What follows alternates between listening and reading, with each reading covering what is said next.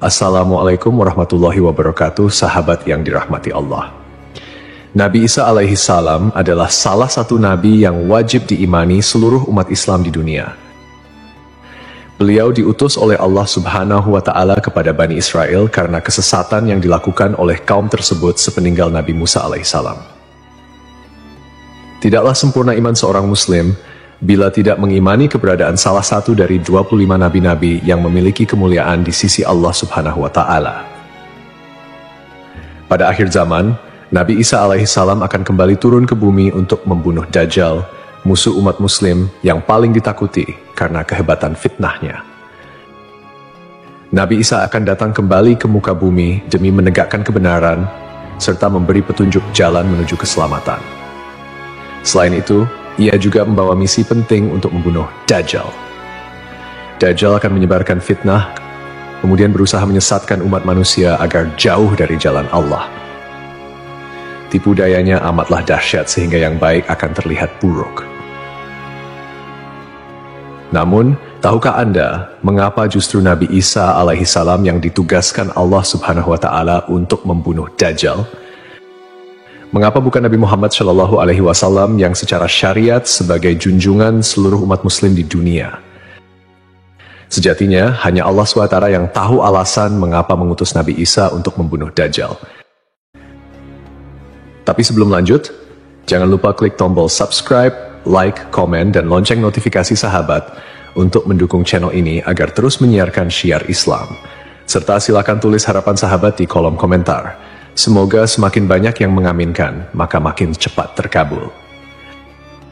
Membuktikan Nabi Isa masih hidup. Alasan pertama yaitu membuktikan bahwa Nabi Isa masih hidup. Bangsa Yahudi dan Nasrani percaya bahwa Nabi Isa dibunuh dan disalib oleh orang-orang Romawi.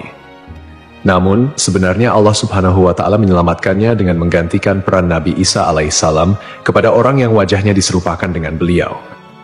Sedangkan Nabi Isa alaihissalam sendiri diangkat ke langit atas izin Allah Subhanahu wa Ta'ala.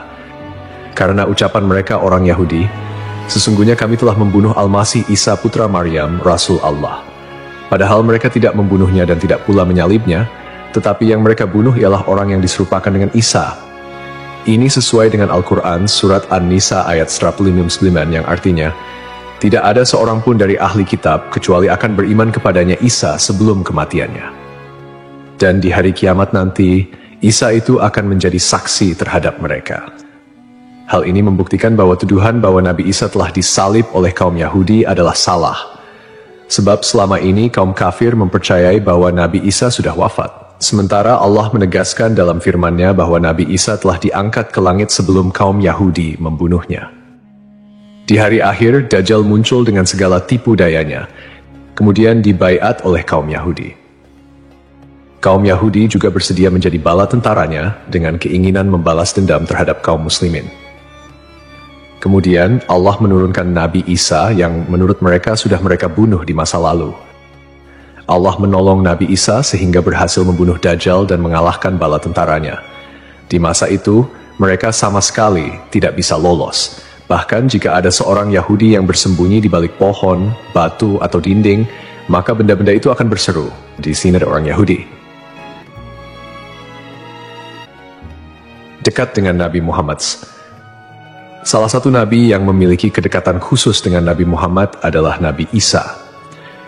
Aku adalah manusia yang paling dekat dengan Isa bin Maryam. Antara zaman kami berdua tidak ada nabi yang memisahkan.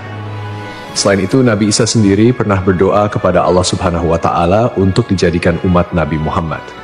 Oleh sebab itu, Nabi Isa diturunkan ke bumi untuk menjadi umat Nabi Muhammad. Pasalnya, berita tentang keistimewaan Rasulullah Shallallahu Alaihi Wasallam memang sudah diketahui pada zaman Nabi Isa. Hal tersebut diterangkan di dalam Injil sesuai surat Al-Fath ayat 29. Nabi Muhammad adalah utusan Allah dan orang-orang yang bersama dengan dia bersikap keras terhadap orang-orang kafir yang bersikap memusuhi, tetapi berkasih sayang sesama mereka.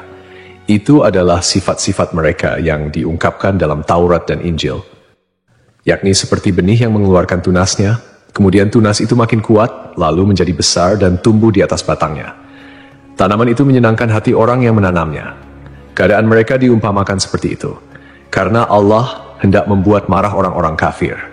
Allah menjanjikan kepada orang-orang yang beriman dan mengerjakan kebajikan di antara mereka ampunan dan pahala yang besar.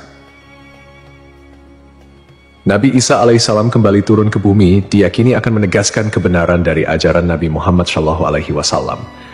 Tidak bisa dipungkiri bahwa saat ini banyak umat Nabi Isa yang tidak menerima ajaran Nabi Muhammad SAW.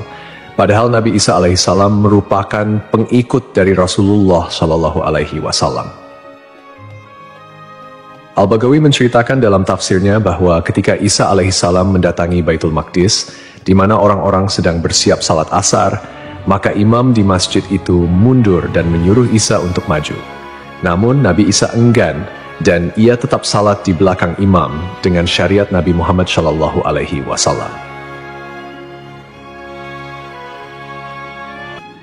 Menjalankan kewajiban jihad. Menjalankan kewajiban jihad sebagai kaum muslimin adalah tugas yang penting. Maka Nabi Isa diturunkan ke bumi untuk menjadi umat Nabi Muhammad. Keistimewaan Nabi Muhammad memang sudah diketahui sejak masa Nabi Isa dan diterangkan di dalam Injil sesuai surat Al-Fath ayat 29, yang artinya, Muhammad adalah utusan Allah dan orang-orang yang bersama dengan dia bersikap keras terhadap orang-orang kafir, tetapi berkasih sayang sesama mereka. Kamu melihat mereka ruku dan sujud mencari karunia Allah dan keridhaannya. Pada wajah mereka tampak tanda-tanda bekas sujud. Demikianlah sifat-sifat mereka yang diungkap Taurat dan sifat-sifat mereka yang diungkapkan dalam Injil. Saat Nabi Isa turun ke bumi, Dajjal sudah berada di tengah masyarakat dan memperdaya manusia. Sebagai kaum muslimin, Nabi Isa berkewajiban untuk berjihad melawan Dajjal dan bala tentaranya. Menjalankan kewajiban jihad.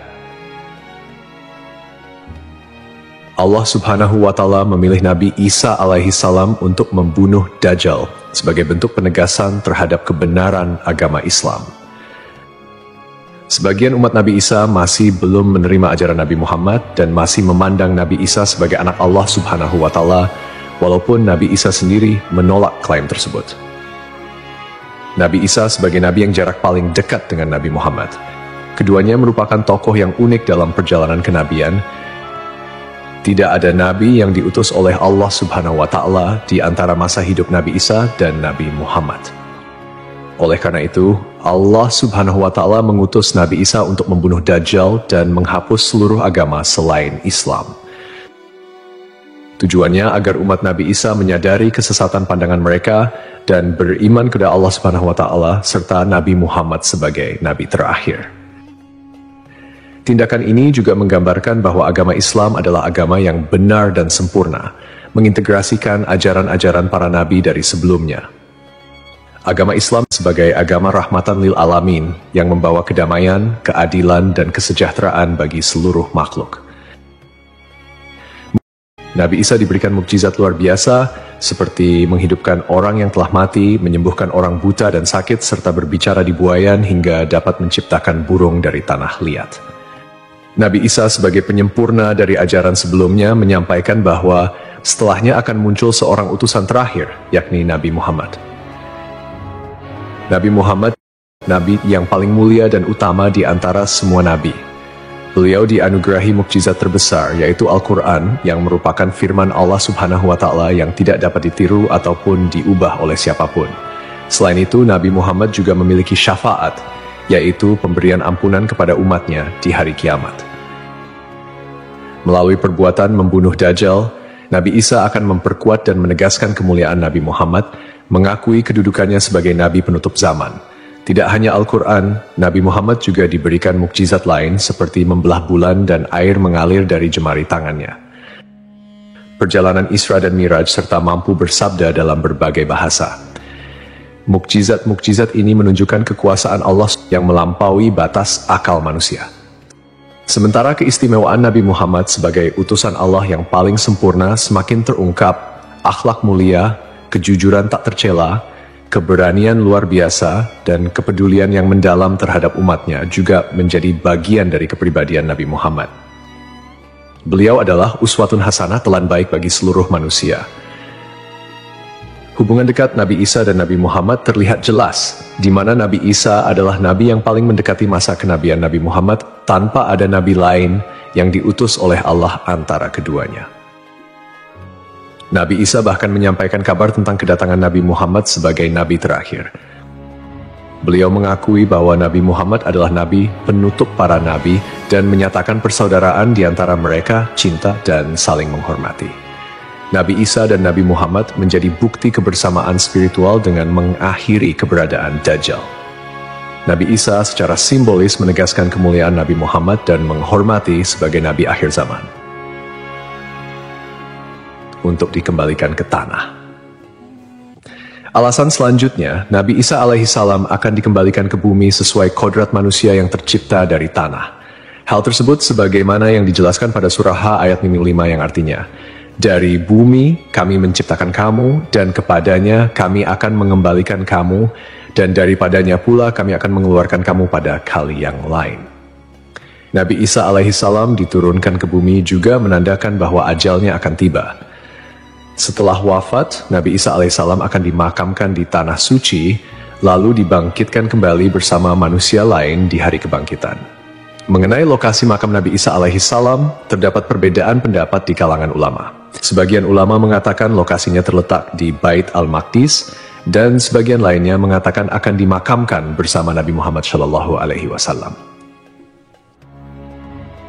Sebagai muslim yang beriman, tidaklah pantas bagi kita untuk membanding-bandingkan siapa nabi yang lebih hebat, karena semua nabi yang diutus oleh Allah Subhanahu wa Ta'ala mempunyai tujuan yang sama, yaitu mengajak tauhid, mengagungkan kebesarannya. Nabi Isa alaihissalam selain ditugaskan Allah Subhanahu wa Ta'ala untuk membunuh Dajjal pada akhir zaman, ternyata beliau juga akan memiliki tugas dan maksud tertentu yang pada intinya adalah menegaskan ajaran yang dibawa oleh Nabi Muhammad SAW kepada seluruh manusia yang ada di dunia. Semoga kita semua bisa memetik pelajaran. Wallahu a'lam.